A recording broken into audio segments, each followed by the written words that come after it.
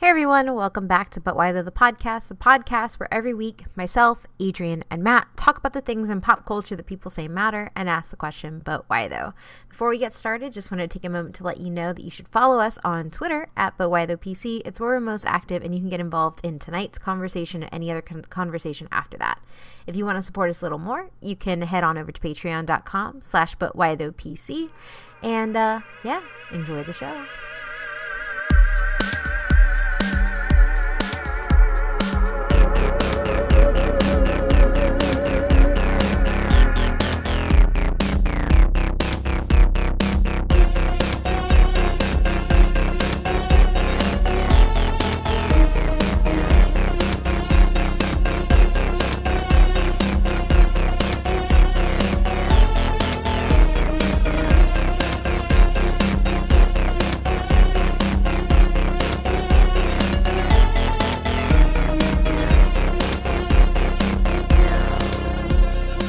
Everyone, welcome back to But Why Though, the podcast, and today we have some special guests that we're interviewing, the co-creators of Bordertown from DC Vertigo. As always, I'm your host, Kate. I'm here with Adrian.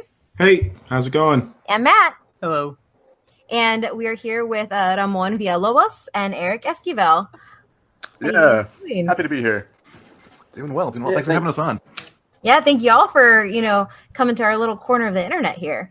So, for those of you out there listening, if you don't know what Bordertown is, you should by now, because if you follow me on Twitter, I've been telling you to buy this comic since pre-releases were up. So I'll be very disappointed if you don't have a copy in your home. But if you don't, and this is your first exposure to it, here is the description. When a crack in the border between worlds releases an army of monsters from Mexican folklore, the residents of Devil's Fork, Arizona blame the ensuing weirdness, the shared nightmares, the otherworldly radio transmissions, the mysterious goat mutilations on goddamn illegals. With racial tension supernaturally charged, it's up to new kid in town, Frank Dominguez, and a motley crew of high school misfits to discover what's really going on in this town torn between worlds. Who wrote that? It's so wordy.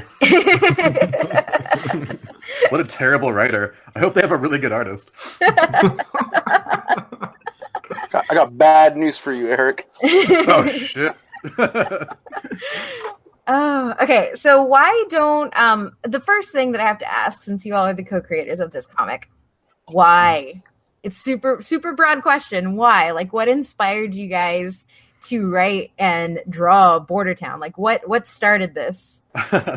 This is a story I've been pitching for years. I'm a big horror nerd, so I love stuff like the Gremlins and like Goonies and Scream and like all that fun stuff. Like 80s VHS horror is kind of where my heart is, and Buffy growing up. So I've always wanted to tell a story that was in that same vein, but with my experience. So I've been pitching this for a long time as a horror story set in Arizona, which is where I grew up as a kid.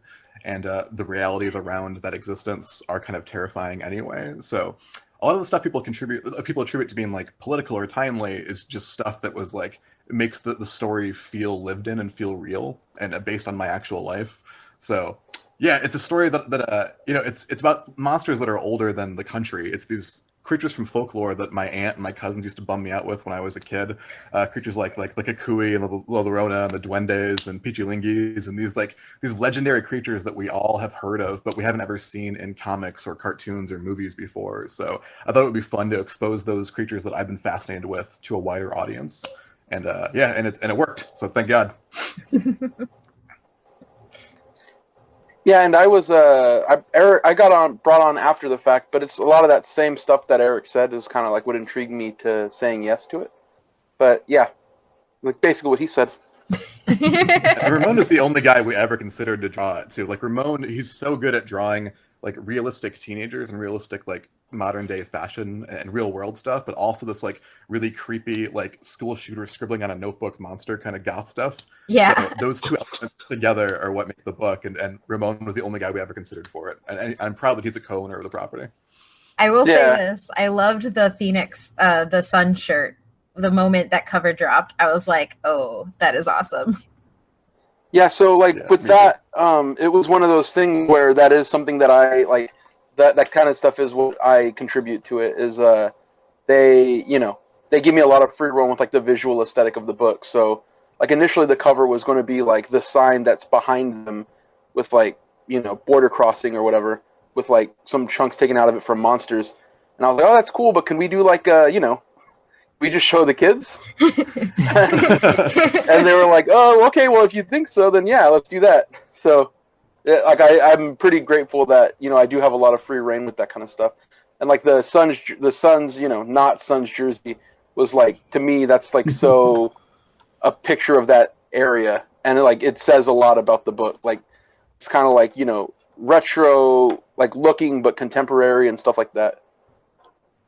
So you said that you've been pitching it for a long time. Can you tell us like a little bit about the history? Like how long is a long time? And I guess like when, I don't know. I don't really know how to ask this question. I told you I'm starstruck. Just like a little bit of the history that like has gone into like what you said was a long time to like get it made. Like, can you tell us a little bit about that process, or about the process of getting it, you know, picked up at Vertigo? Sure. Well, I've been working in comics for about 16 years now. I started off when I was 15 doing like little self-published black and white minis that were terrible, like these little like Kinko's autobio books about like, why don't girls like me? Like romance, one-sided romance comics. And because I always wanted to tell this story, but I knew I wasn't good enough then. So I told stories that were just real, like things that actually happened to me, things that I knew no one could call me out on for being a bad writer because they actually happened. So I did tons of like Harvey P. Carr, like Robert Crumb style like autobio comics with local artists when I was a kid.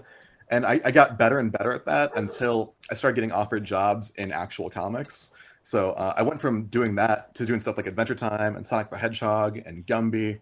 And what you'll notice with all those characters is they're all non-human. Because I would pitch things and like no shade on any publishers or editors or anything. I've worked with some great people, but like telling a story with Mexican characters or like Latinx characters at all is considered controversial and political, which is insane and like hard to deal with, like hard to stomach hearing as a creator. So I would pitch this story over and over again, and I would get offered like other things that were less political. So I took those jobs and I proved that I could hit deadlines and take notes and work in comics, and I paid my dues for, you know, over a decade. And then finally at Vertigo, they when I pitched this story, I was expecting to get turned down again, and they were excited about it and they picked it up, and that's thrilling for me. It's the first time that the story ever met the right editors who would shepherd it and protect it and care about it. So I'm very excited. I'm glad. Oh, go ahead. You know? Sorry. Didn't mean to kill you. I always wonder now what like the editors that turned it down are thinking, like now that it's successful. Now that it's in its second print, in the first issue. Yeah. Yeah, it sold out in 5 that days. Must feel... I got a lot of really nice notes that were like, you know, we couldn't do it over here, but we're glad it came out, and that was really sweet. Oh, really? That's awesome. Yeah. Mm-hmm. I would have been like, all right, cool. I mean, you could have shipped them a first issue too. It's been like, here you go. Okay, so like I had this question later on, but because you mentioned the fact that like a lot of people, and I think this is like kind of across media, see just writing Latinx characters as being controversial or being a statement in and of itself, like for just existing. Like when I think back through comics, a lot of the times, and in other media too, like it's just a generic Hispanic identity, a generic Latinx identity, and you all like really represent like correct me if I'm wrong, there's multiple Latinx identities going on here between three of the characters.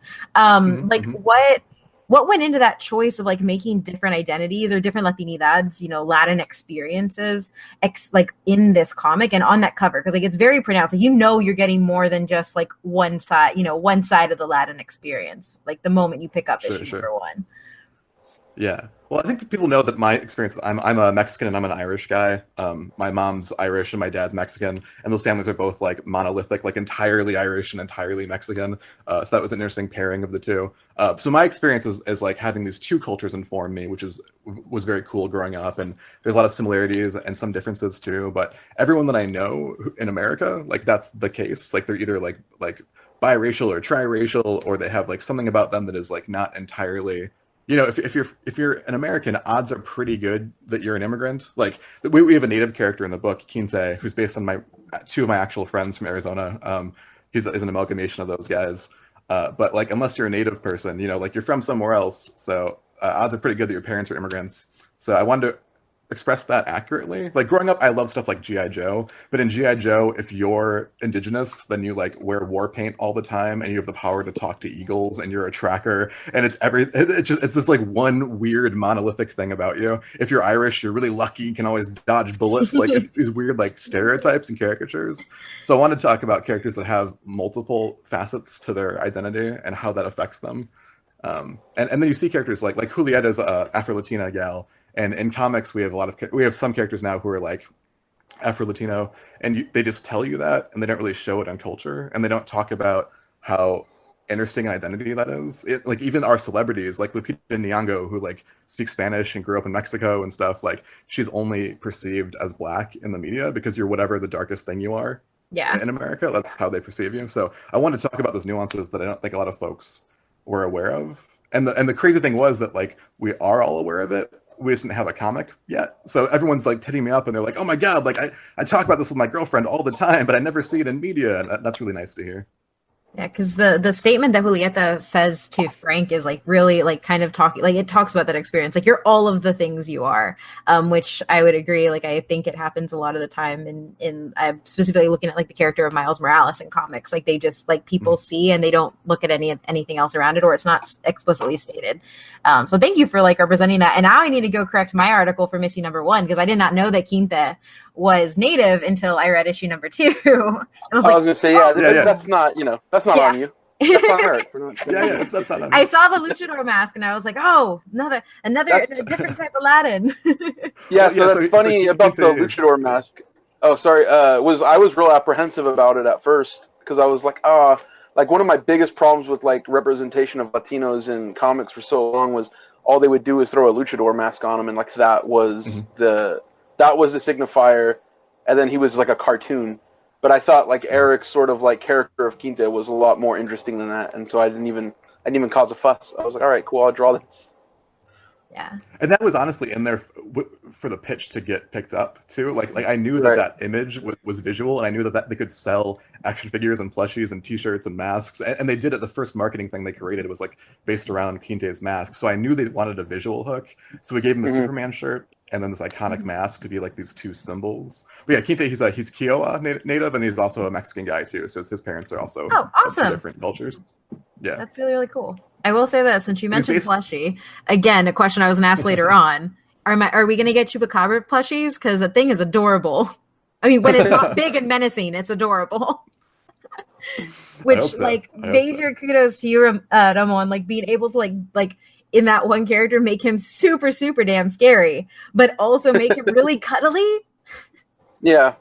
Yeah, no, that was like a fun challenge. Like the first look of him was kind of cute, but not really. And then like, once we figured out like the formula, like I feel like he is pretty cute. He's adorable, except for when I want to make him scary, in which case he's fucking scary. Yes. Yeah. Nothing in Border Town is as it seems. Everything has 2 or 3 different sides to it. So I like that in Ramon's art, where it's this little cute guy or this menacing murderer. It's awesome. So one thing that I want to talk about too is just the opening of issue #1. It was a gut punch. I did not expect to hit the ground that fast. And if you haven't read issue #1, it opens on the border with a whole bunch of white supremacists essentially looking to go hunt some quote unquote illegals. And it's really, I did not know what I was getting into when I opened it. So like, how did you decide how did you tackle writing dialogue of like that intensity for characters like that? Because the characters that we see that are bad in the book are really bad, and that's got to be hard coming from your positionality and stuff like that. Like how did you tackle that in your writing process? Sure. Well, like growing up in Arizona didn't hurt. I've heard all that stuff before, so that was easy. But the hardest thing for this is I wanted to get to the logical truth of what they're saying. Like all these bad guys think that they're good guys, and maybe there aren't even any bad guys. They're just folks with differing opinions who are like have been led astray by people who just want to see blood. So I think there's some folks in that community, in this like white supremacist like crazy border patrol, like border militia community, who do want to just protect their family, and they do want to like obey the letter of the law, and they do want to like defend America, and those are all like really cool mammalian instincts. And in another life, maybe they would join the military, or they would be cops, or they would be, something that was like useful, but they've been led astray by people, people who've assumed leadership positions who are negative. So I want to portray, like, within those groups, there are people who like can be redeemed, and you'll see that in the book. And there are people who like aren't just like Darth Vader bad. There's reasons for their thinking, even if it's flawed. And that's the hardest thing to do. But you need to with villains. Like, I don't want this book to be an after-school special where it's like, and then all the brown people were good and all the pale people were bad. Like, that seems insane, and that's racist. So you're like, our main character is a guy who, so he has Mexican ancestry and Irish ancestry. And one thing I want to hit is that, like, these guys who are really like white power, white isn't a thing, right? Like, it's if you boil it down, like, I go to Oktoberfest and I enjoy the German culture, and I go to like St. Patty's Day stuff and enjoy like Irish culture. But when you get like this white monolith, that's when things go astray, right? So that's what the bad guys are affiliated with in our book.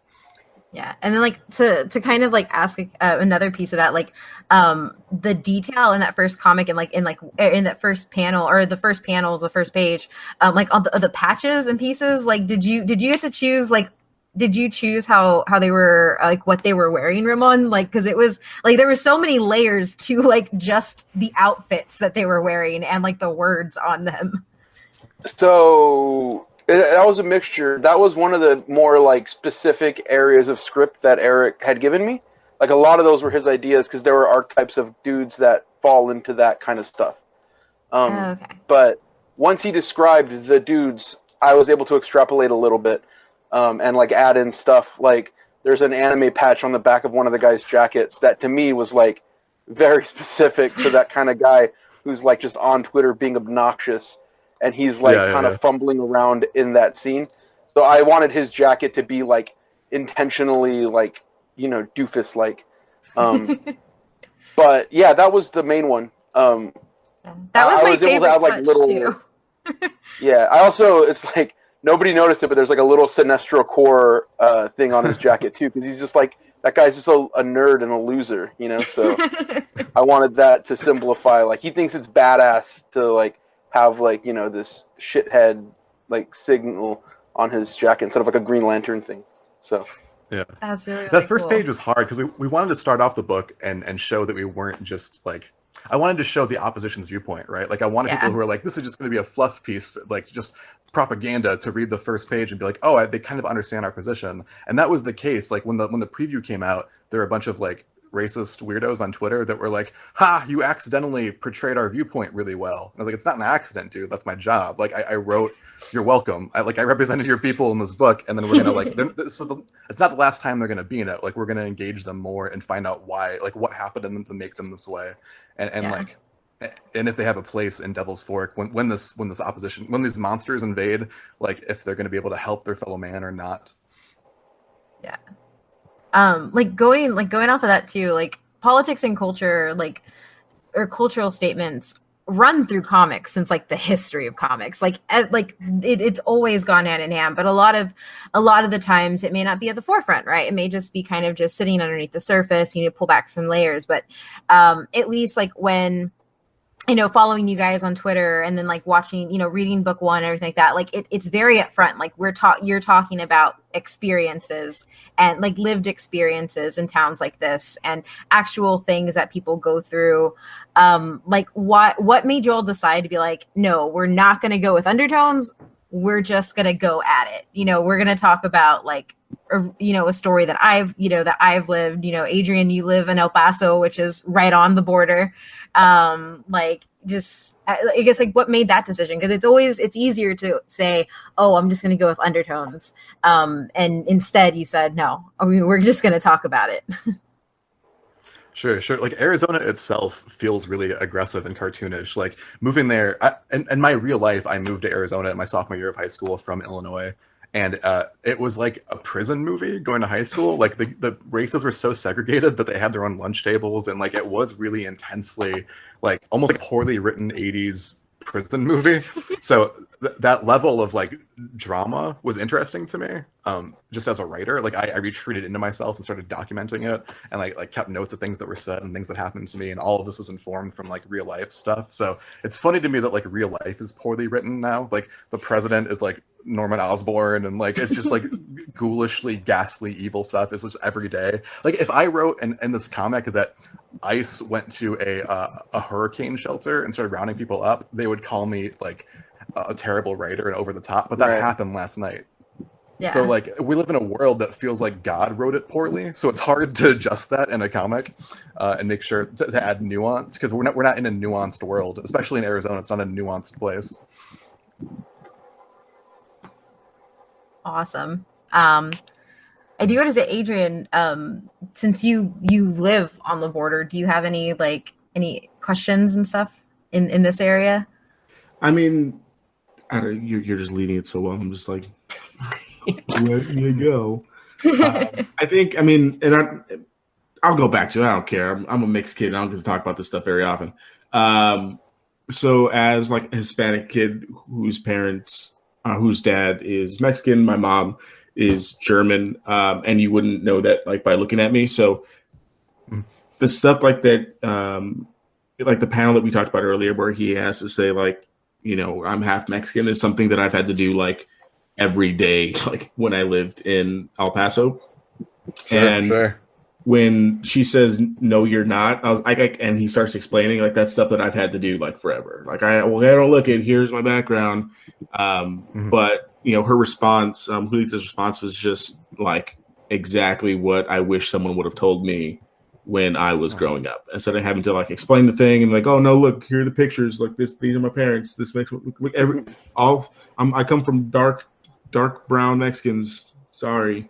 And that's stuff I had to do like every day growing up in El Paso, because I was too dark for, you know, the Hispanic kids, spoke too well to, like I literally had students when I was learning how to speak Spanish that I should stick to English white boy a whole bunch. So like the stuff that like he's getting ready to explain, the stuff I had to do forever. So just seeing this like in comic form is really great. And you talked earlier about how that's not really represented well, even when there are mixed characters, is really great that we're already seeing it, you know, at the forefront. Like issue 1, like this is what it is, and to have more mixed people in there than just one like token mixed kid is really great. I don't know how much that relates to like what Kate is saying, but I've just been wanting to say that since like we started. So I said it. That's so tight to hear. I feel like we've like heard that a couple of times in the things that we've done. You know, whenever there's somebody who's of that experience, I think that's pretty awesome. Like that's like specific to our book. You know. Yeah, very specific, and I'm all about it. And I just want there to be like 17 issues already. Well, thanks, Adrian. I appreciate that, man. Yeah, with this whole book, I've been like, are we gonna get away with this? Every single like panel we write, everything we do, I'm like, are they gonna let us do this? So I kind of front loaded with that message, because like that's something that I needed to hear as a kid, and I was a big comic guy. So if I had found this in a quarter bin when I was like 14, it would have changed my life, and I hope it has that effect on somebody else. And it's incredibly cool hearing that from you. So thank you so much. Thank you. I was like, thank you guys for putting that into the world. I'm just reading it, right? So aside from, you know, identity and, you know, just really, really poignant topics, I want to talk about folktales, because honestly, that's the first thing that like pulled me in when I saw you guys talking about it, and I saw your call for like, what Mexican stories or like, you know, Latinx, you know, stories scared you as a child? I want to hear it. Like when it comes to folktales, if you're listening right now and you don't know, the border between worlds is the border between our world and a world that is inhabited by, you know, folktales, everything that was scary. And I personally have been terrified by my grandmother many times by La Llorona. Like she used to fake cry out the door if I stayed out too late. So I want to just ask you guys, like, what is your favorite, you know, I guess like folktale growing up, or favorite or like most impactful? So maybe one that scared you the most. And then what has been your favorite to write or illustrate? Sure. Well, yeah, these characters are amazing. They come from in our book, we kind of mix two things together, which is the Aztec mythology and Mexican folklore, and we find commonalities between them both. So the world they're coming from is called Nictlan, which is the Aztec underworld. And I did that because I feel like when I lived in Arizona, I heard people telling like me and other like Latinx folks to go home all the time, and they don't realize that like Arizona was Mexico, and before Mexico, Arizona was still there. Like the Aztecs were this is our continent, you know. And like to be told in California or in Mexico or Texas or New Mexico to go back home is like it's the funniest thing in the world, but in a sad way. So I wanted to really hammer home. That's why we have the mythology base there. We want to talk about that this is older than, you know, Europe. So yeah, some of the monsters that I like the most. Do you guys know what the duendes are? The duendes. So I like that in some places in like northern Mexico, they have it on the books still legally that if you move into an apartment or a house and you can prove that there are duendes in the walls, you can break your lease. What? And that's really funny to me. Like they're still like it's still legally on the books and not changed. It's so funny because they're so believed in still. They're like these little gremlin monsters. Yeah, I was like, do you know what a duende is? No. Yeah. Yeah, explain duendes, Eric. What's that? Oh, go ahead, Ramon. Sorry. I was gonna ask Eric, are those the ones that are like that I just drew like a head with like legs? Yeah. Or is that the yeah. I didn't know those ones, so that was one that like he kind of explained it, and I was like, oh, I get this. Yeah. Do you want to explain? Cool. Matt doesn't know what duendes are. Do you want to explain it a little bit? Oh, and for our listeners, yeah, we should definitely explain what a duende is because I don't think many people know what a duende is. Sure. Yeah, so it's a Duendes, and they're sort of like Mexican gremlins, and yeah, they live in the walls and they mess with people, and they're like tricksters, and they're cousins of this other type of little fairy creature called the Pichilingis, and those guys they talk to you in the sound of your own voice, and they tell you to do things. So it's a way to explain away like schizophrenia or bad thoughts. So like these little elves that are related to the duendes, and they like tell you to go like pull your sister's pigtails or set fires and stuff, and those guys are creepy too.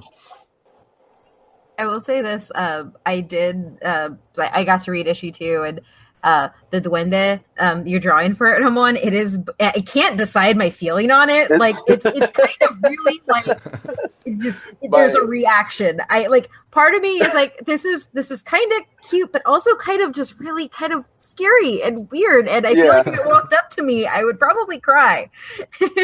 Yeah, my friend said that's easily the scariest thing that I've drawn, and I was like, oh, that's it's pretty. Like even on there's a 2-page spread with all of these different creatures in it, and that's easily the scariest one. And they're so tiny, and they're barely even in it. But when you see it, it's like haunting. So those ones are fun to draw, and I hope we get to do the duende story like sooner than later. My favorite one is Llorona, just because that was the one that was like the iconic one. And like the way I drew her was something that I had in my head as soon as we were like, okay, we're gonna do this comic. I was like, all right, I know how I want to draw her. Like I have it instantly. So that was also the one that my grandmother told me when I was younger. But my grandmother would also like just tell me like random stuff that was like not like she would just make it up on the fly that were like versions of that stuff. Like she would just tell me like, oh, if you don't put away your toys before you go to bed, because she wanted me to go to bed, like they're gonna wake up and kill you. And so like, or just like whatever it was, like, if you keep looking out the window, like you'll see something and it'll kill you. And it was like, oh man, like that was horrifying. But like it's all that stuff. But Llorona was the one that was the like she was the most common like that will kill you. If you like, oh, you hear wind outside, that'll kill you. Go to bed.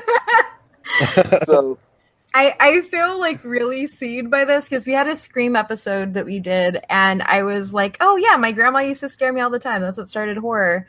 And Matt and our guests that we had on the podcast were like, what are you talking about? I was like, oh yeah, your parents didn't tell you scary stories when you were like 4 or 5. They're like, no.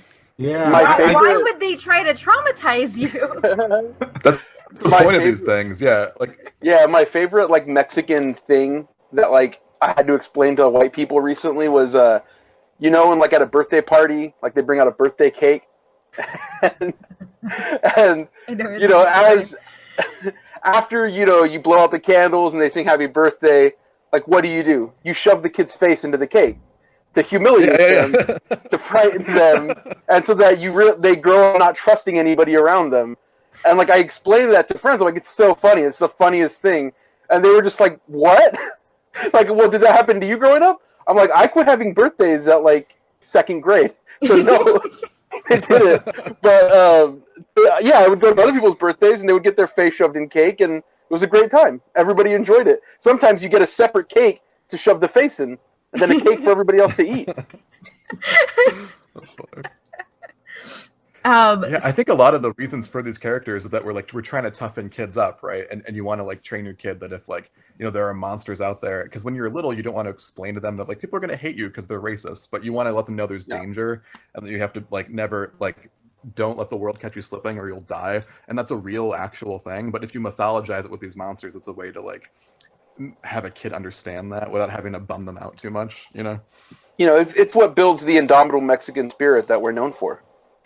So, That's what makes us Mexicans. And I feel like Ramon has much pressure to draw these things because it's an oral history. You know, all these things are passed down from your aunt or your cousins or your grandma. So for Ramon to actually have to like make it visual for the first time, that's so much pressure for a dude because everybody has a different version of their head. So like I was waiting to see pages. Oh, is it gonna look like the one that my aunt told me about? And like I feel like you just killed it, man. I'm really grateful that you nailed it so well. Yeah, the El Cucuy was the one that I was like, I don't know if this is going to play at all, but everybody seems to know it's El Cucuy just by looking at him. Yes. And like, you know, and it's like, it's a completely psychotic version of El Cucuy. It was like, I just listened to Korn for like 3 hours. I was like, all right, I got it. Is there a non-psychotic version of El Cucuy? Because I was told he was going to shapeshift and steal me. Google it. You'll see a lot of non-psychotic versions of El Cucuy. You'll just see werewolves. I wanted it to be like an elevated werewolf, so... Yeah, you're right. Because we kicked off the episode of like we don't really see any of these things anywhere. Like growing up, like my grandma told me all these stories, but I'm thinking back to myself like she never showed me what any of this stuff looks like. Like I could have thought anything was these things, but you know, from the very beginning, I'm like, oh yeah, that's cucuy. I'm gonna show this to my wife. Because even like to this day, if we go watch like a scary movie or it's dark in the house, I'll just be like, "Oh, cucuy," and then she'll get scared. Like that's it's just ingrained in the culture, and I'm glad it got brought to life. I'm really excited to show her what that looks like. I feel like them not being present in like movies and stuff too makes them feel more real, right? Like I have an actual friend, Quinte, in Arizona, and I used to, when I would say the word skinwalkers, he would get bummed out because he was like, if you say their names, like they're gonna come get us. And like we were like 15 years old, and I said skinwalkers 3 times, like Candyman style, and he just clocked me in the jaw, like he like laid me out. And I was like, you know what? That was my bad. I'm sorry. You're right. I was risking our lives. Like, so shout out to the real Quinte. Was Quinte very tall, Eric? Was he like? So you know what's so funny about that is I hung out with. I was in Portland and I met a friend of mine, Sean, from like 4th, 5th grade. And when I first drew Quinte, he was like a different body type. He was like rounder and like a little softer. And Eric was like, no, I want him to be like more like blocky. Like he's not like, you know, like more like an old school wrestler. So I was like, oh, cool. And then like immediately my head went to this dude Jose, who was like, when we were in like the 3rd grade, like 4th grade, he was like 6'2". So like he was my tall friend, you know. And so I just drew him like that. Yeah. And my friend Sean was like, "Hey, is this guy supposed to like be Jose?" And he was like, our friend Jose was like obsessed with wrestling, like he was Quinte. And I was like, dude, it is basically supposed to be Jose.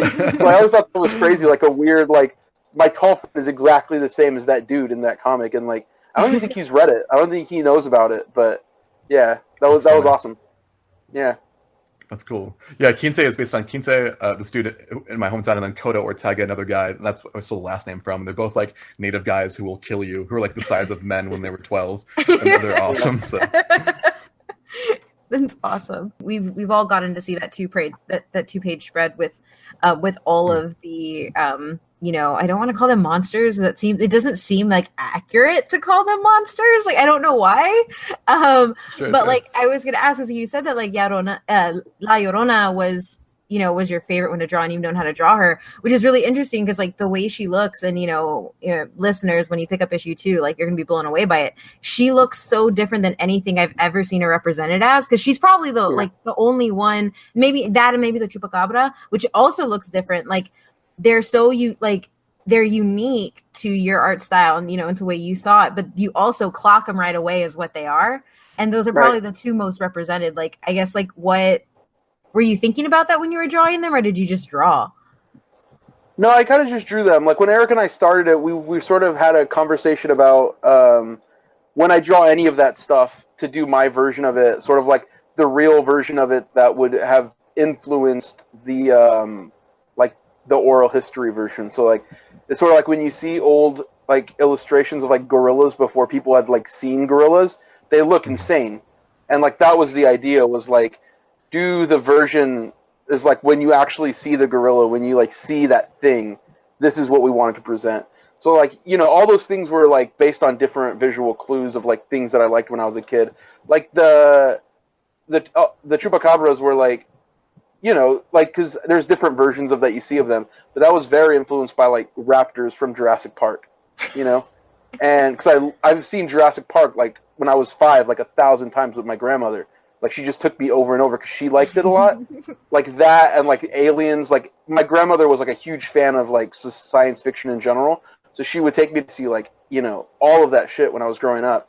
And like Llorona was like, do you remember those books, the scary stories to tell in the dark with the really like weird like yeah. It's like, so it's a little influenced by that, a little influenced by like different things, but that was definitely one of them. Is like once I drew, I'm like, oh, this would like fit in there, but if I drew that stuff.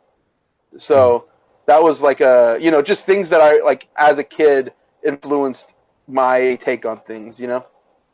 There's what are the ones with the long noses, Eric, that I drew? They're like they're the ones that like talk in the different voices. Yeah, this is the Peachy Lingies. Yeah, that's just like I just was like, I love Slipknot, so I'm gonna give them long noses. Yeah. So just different visual things that inspired me, like growing up, being into horror stuff. Like in what, like honestly, I was a coward when I was a kid. Like I saw Chucky, scared the shit out of me, and I never watched horror movies. And then when I was in like the 6th grade, I went to like a sleepover with some friends, and they had got like the new Chucky, and I was like too scared to go watch it with them. I was just like in the room with my friend playing like Metal Gear Solid. Like I wasn't playing Metal Gear Solid, he was playing it, and I was like super bored. But like, no, guys, it's cool. I don't really want to go watch the movie. I want to watch Metal Gear Solid. And then after that, I had to have like a come to Jesus moment where like, am I going to be afraid of this my whole life? And then I just started watching horror stuff. I mean, it's okay. The original Chucky movie still scares me.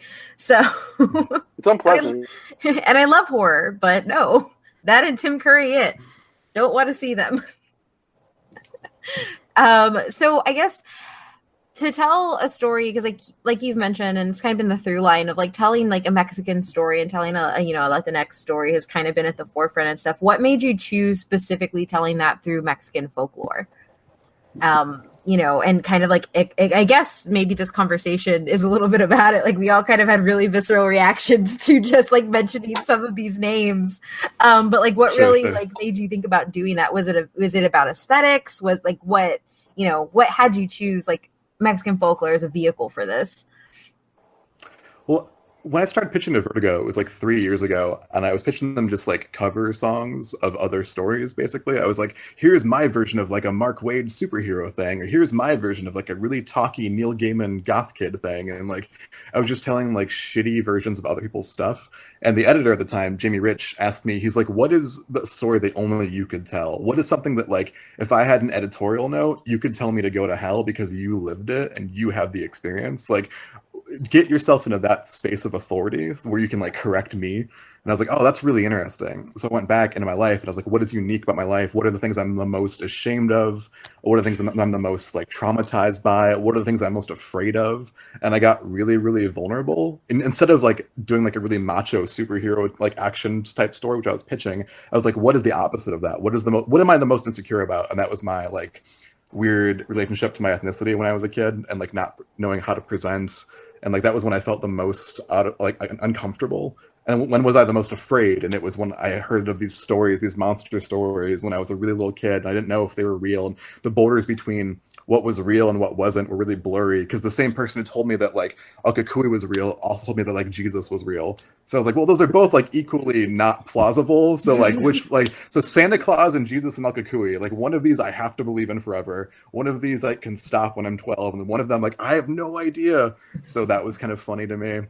And then like moving to Arizona sucked. I hated it. Like it was the worst thing that ever happened to me as a teenager. Like it was right when I was starting to connect at home with my family, and like the Mexican side, and being pulled away from them and put into Arizona, and like that was really traumatizing. So I wrapped all these really personal things up around like one story, you know, and I thought that would be interesting for folks that were from Arizona. I had no idea it would be like this thing that was sold out within 5 days and anyone else would care about. But I thought that a very specific kind of person would like it. And that if just people like you, Kate, like if just you dug it, it would have been enough. Like that would have been a success. The thing that you wrote, like when the preview came out about like being excited for this kind of material and like your review of the first issue, like if you were the only reader, this would be enough. But we're blessed to have like more people just like you reading it. And that's incredible. There's a bunch of Kates out there. It's amazing.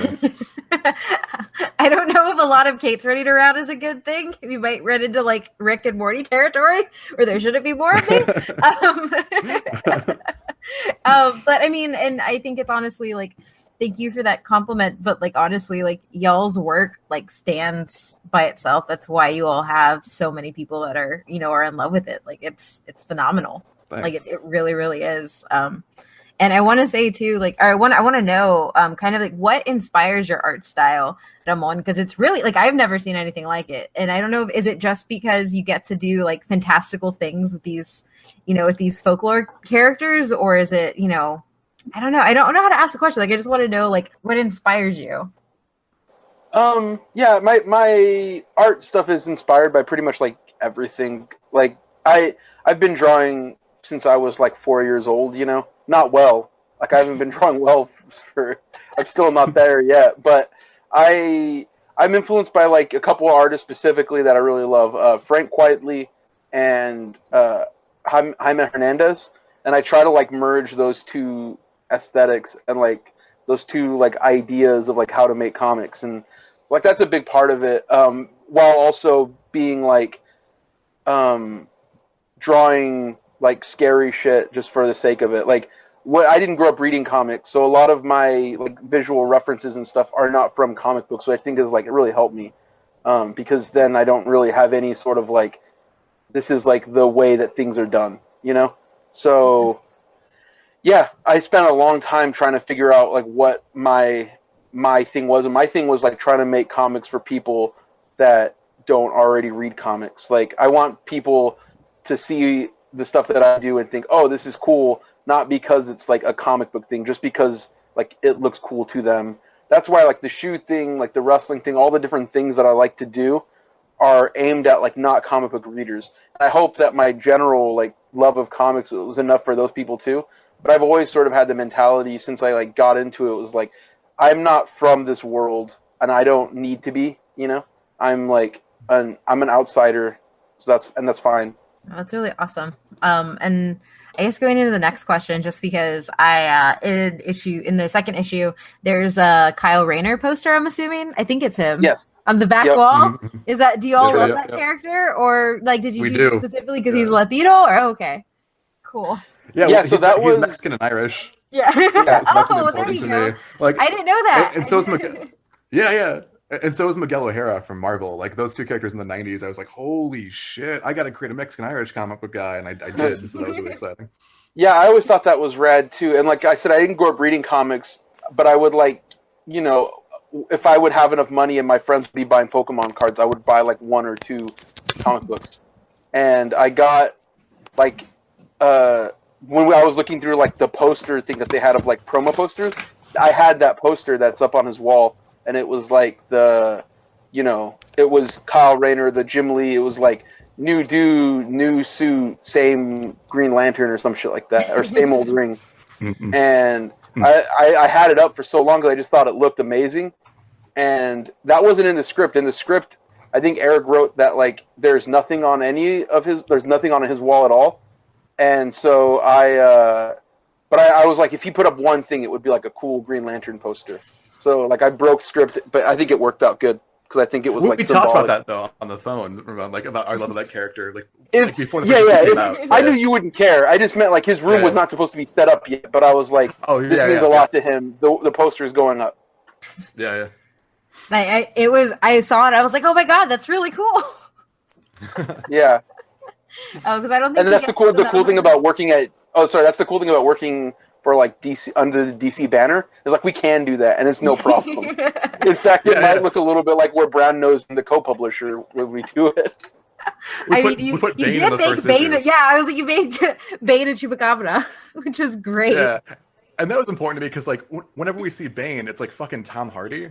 Like he's a Latinx guy too, and like we've never seen him in any of the movies. Like he has like a fucking luchador mask, and they're like, oh, let's change it and make it Tom Hardy. Like it drives me crazy. No, like there's no Danny Trejo culturally. Danny Trejo played him in the cartoon once. Yeah, that was cool. But like I was thinking Batman and Robin, the '90s one, where he's like a little scrawny like oi punk. Like that was irritating too.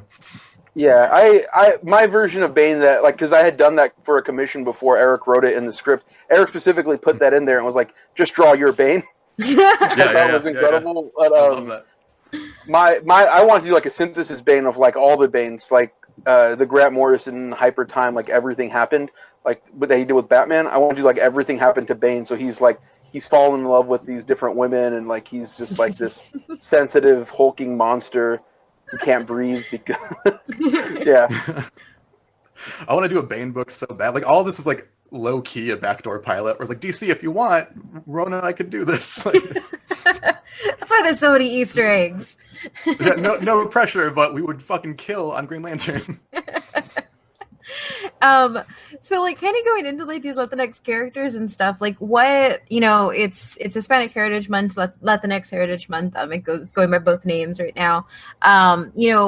When it comes to like Latinx visibility or representation in comics, how do you feel like it's, I don't really want to talk about like where it's been because it's kind of depressing when you talk about where it's been, but like how do you see it going forward? Because y'all are really visible right now, and it's great to be a Chicana, like specifically to kind of see that, because there's like Jessica Cruz, but like she's her identity's not really talked about that much, just kind of there, like it's not really like built it. So like what's it like to be kind of like really visible and like carrying this banner of being Latinx and being in comics, and also like where do you see kind of like the state of the field and where it's going?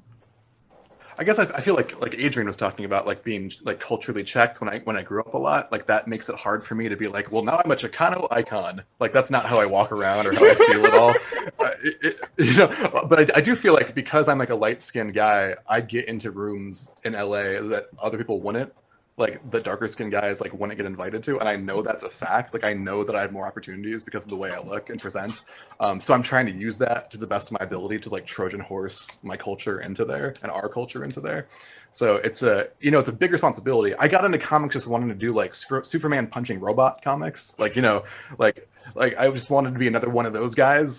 Mark Waid, I just wanted to be Mark Waid, and like I kind of got like because of my pepper my stories with, I was locked out of telling conventional stories. So I've kind of been positioned into just being like, you're the Chicano guy. And if that's what my legacy is, that's awesome. Like I will die happy and I will tell as many stories in that field as I can.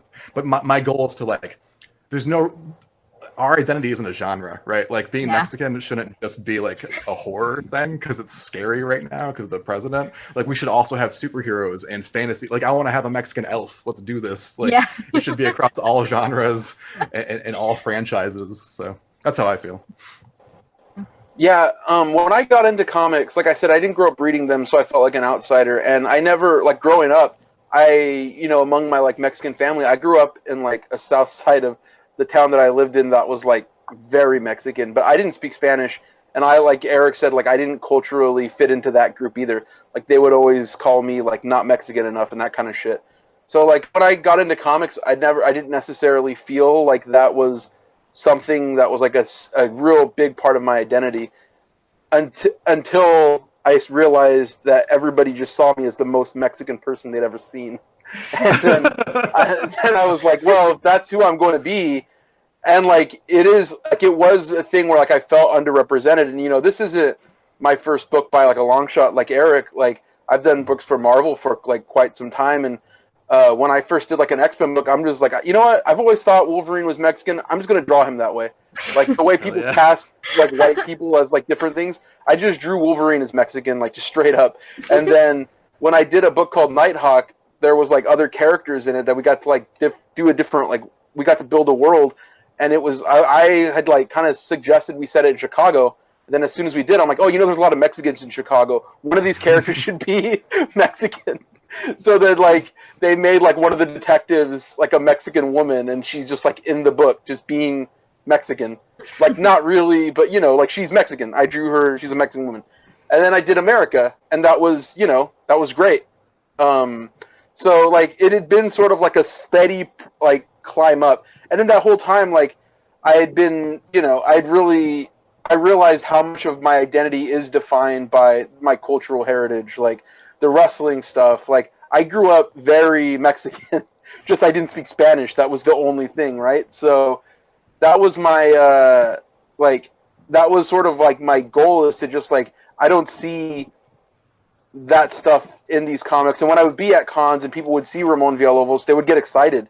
So I wanted to be able to, like, serve those people the way, like, I know that I had been underserved, you know? So yeah, like when I drew like last year I did a drawing of like Wonder Woman and as the Virgin Mary and Selena, because I said they're all three like proud Mexican women, and I got into so many arguments on Twitter with like dudes that were like, Wonder Woman can't be fucking Wonder Woman can't be Mexican, she's like Greek or whatever. I'm like, no, she's Mexican. It's Mexican clay. They're like, no, she's from Amazon. I'm like, right, the Amazon, like southern. Like South America, like, you know, and they would get so upset, like not realize that I'm fucking with them. So yeah, that was like I want to force this on people. Like, we're going to be seen, we're going to be heard, and that's why when I got asked to do Border Town with Eric, I was like, okay, this feels right, you know, like this is like, now is the time to do this, and especially because, like Eric has said before, like it's not a book about being Mexican. That's one of the themes. It's a book about these kids. The kids happen to be Mexican. So and Chicano, which is its own identity. It's like a third right, thing. Sorry. Oh yeah. I'm so used to saying, you know. A lot of people don't understand what it is. Like, I get asked, like, why are you calling yourself Chicana? It's like, because if I say Chicana, you're not going to start talking to me in the Spanish, because you know that I'm specifically Mexican American and don't speak Spanish, probably. Third generation, you just don't do it. Exactly. We have our own proud culture, and it's a different thing. Like you say too, like it's not a monolith, right? It's not being Latinx is all one thing. So, you know, being like Chicano in Arizona is different from being Chicano in Illinois. Like it's not one thing. Or even in Texas, even just being honest to ourselves. There's a YouTube video where it's like California Mexicans and Texas Mexicans and how different they are from each other. It's cowboy hats versus Dodgers hats. Yeah. Well, yeah, I mean, even in Texas, like El Paso Mexicans and Valley Mexicans are very different. And San Antonio Mexicans are very different from that, which is where I'm. Yeah, the difference between Southern California Mexicans and Northern California, where I'm from, again, two different things. Yeah. So thank you for portraying different kinds of us. Different Mexican types. What's that? Huh? Oh, so I'm just saying thank you for portraying us differently and not just as one, you know, monolith. Because I'm thinking back to the characters, like how I can see them as different parts of like the Texas Latinx people that I've met throughout like the years. It's not all the same. So thanks for portraying it that way. Yeah, no, all the kids, they all dress very specifically to whatever culture that they're a part of. Like, they're all one group of friends, but they're like different kids, and that was very intentional.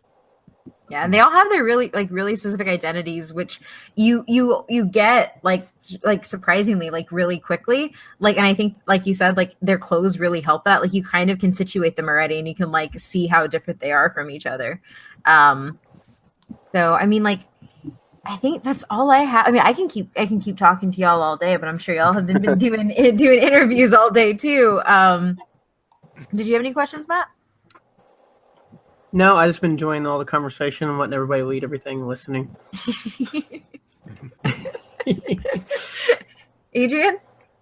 No, I mean, I'm just super happy that this is written by and drawn by people who like share my experiences, and it's just really nice to hear. And I've already said that already, but like I just want to reiterate it again. Like it's really cool, and We are The all char- star shocked. Yeah, like the characters that you're portraying are like different that I've seen in comics in like a really long time. Like even having, just. I mean, I don't know. Like even having like an Afro Latina who's undocumented is not something that you see, like really ever. So like it's just really great. I'm just excited to see more, basically. Thanks, man. Thanks. Like I will say too, like when I heard about it, I was like, this is the most on brand thing for me. It's brown. It's made by brown people. It is all horror. It looks like it's horror. Like I have a Guillermo del Toro action figure sitting on my shelf. Like Me too. And like one of my favorite things is he always says like, when people ask, why are you so weird? Why do you do all the Stark stuff? I was like, well, I'm Mexican. This is where it all comes from. But no, I'm really thankful for the creation.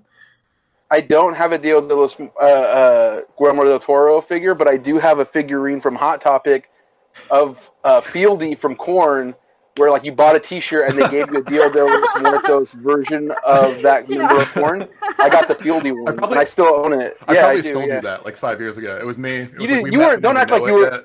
Don't act like you were in Stockton. This was 04. It was a different time. You weren't around. No, not even 01. The culture check. I got called out by Ramon. Yeah. I will say this: I was also a Hot Topic employee for like 2 years of my life. It's very tight. So the Chicano experience is Hot Topic. Yep. It is. Yeah. And like having thank you guys for the bits. Yeah. And thank you guys. And real quick, I want to give a shout out to the best. I want to give a shout out to the best horror movie ever made, Texas Chainsaw Massacre, the 2003 Jessica Biel version. Oh gosh! Oh man! How dare you? How dare you? Oh, I think I might just unfollow you. Oh, I love Jessica Biel, but It's a great movie. I got the Gremlins 2 VHS right here to prove you wrong. So the actually best horror movie of all time. No, it's Texas Chainsaw Massacre 3D. Yeah, 2003. This is tearing us apart. All right. So serious question though. What are y'all's favorite horror movies? We just told you them. Ramon? Okay, seriously? Okay. It's Texas Chainsaw Massacre 2003 with Jessica Biel.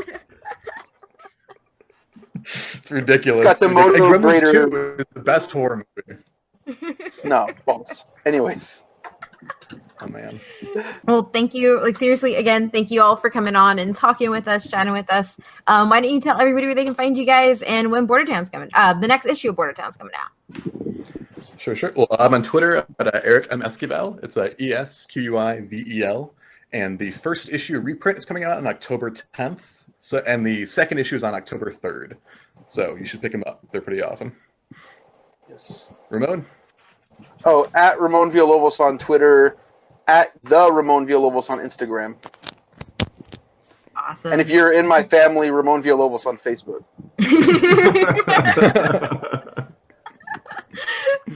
Well, awesome. As always, you can find the show at But Why Though PC on Twitter. That is where we're most active. Come get involved with us. And you can find me at, oh no, I'm not at But Why Though PC. I just said that for our show. Okay. And you can find me at Oh My Myth Randier on Twitter. Adrian? Yeah, you can find me at Supereast93, SUPERRUIZ 93. Matt? You can find me on Twitter at DATM18, DATTM18. Yeah, thank you guys so much. Yeah, thank you for coming on. Thank you. Very great hearing everything. Awesome. Let's do it again sometime. Yes. Hey, we do like why things matter. If you ever have like a favorite pop culture topic that, isn't your own comic. I told you guys. Texas Chainsaw Massacre 2003. That's obvious. We'll fight it out. Joe Dante for life, son. That's I honestly going to be our don't know who next directed that episode. movie. It's just very good. I know Michael Bay produced it, that's for sure. Yeah, he brought it with that one.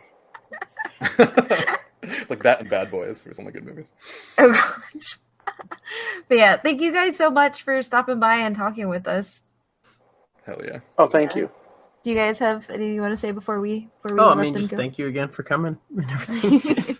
No, it was really great. I look forward to sharing this with all of my friends and all of my kids who are brown. So, and I'll keep shouting for for people to buy it on Twitter. We made this for you guys, yeah. so everyone else is just gravy. It's cool they bought it. It's cool it's sold out, but we made it for you guys. So that's how I feel, and that's how I'm just going to carry my life. So. Hell yeah.